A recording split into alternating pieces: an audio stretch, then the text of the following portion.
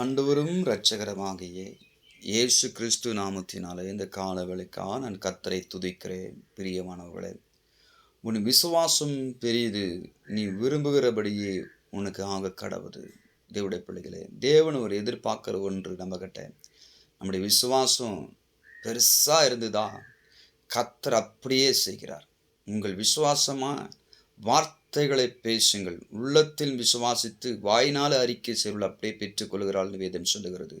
அவன் தான் ரட்சிக்கப்பட்டு வேதம் சொல்லுகிறது. அப்போ நாம் விசுவாசித்து உள்ளத்தில் விசுவாசித்து வாயினால் அறிக்கை செய்வோம், பெரிய காரியம் நடக்கும், அதிசயம் நடக்கும், அற்புதம் நடக்கும், ஆண்டவரனை ஆசீர்வதிப்பார்னு சொல்லி விசுவாசித்து வாயினால் அறிக்கை செய்யுங்கள்.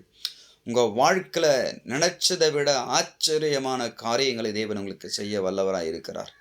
பிரியமானவர்களே, சாத்ராக் மேஷாக் ஆபேத்நேகோ பார்க்கிறோம்.